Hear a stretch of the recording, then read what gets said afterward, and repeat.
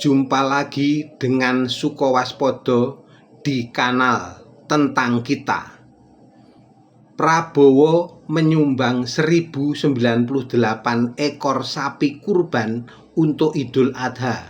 Total anggarannya 100 miliar rupiah dan sumber dananya APBN alias uang rakyat. Sekilas memang terdengar mulia, pemimpin berbagi hewan kurban ke daerah-daerah, pesantren, tokoh agama, dan masyarakat.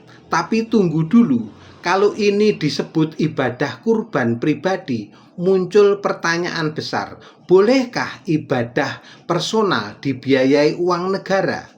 Karena dalam banyak pandangan fikih, syarat kurban itu jelas. Hewan harus dibeli dari harta milik pribadi yang halal dan sah, bukan dari uang publik.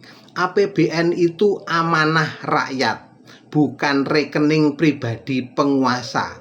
Artinya, kalau uang negara dipakai untuk ibadah atas nama pribadi, maka problemnya bukan cuma politik, tapi juga etik dan moral.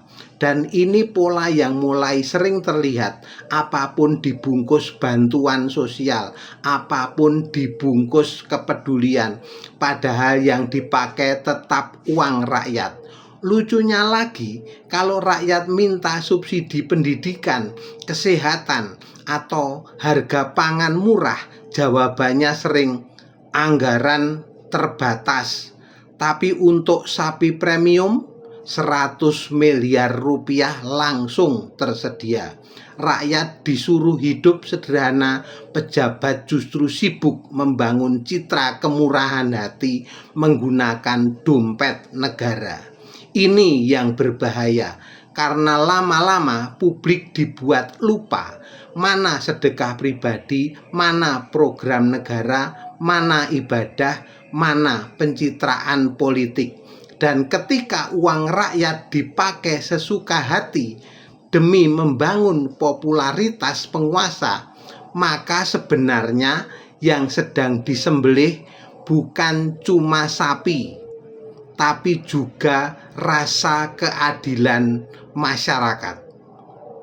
Salam kritis dan peduli.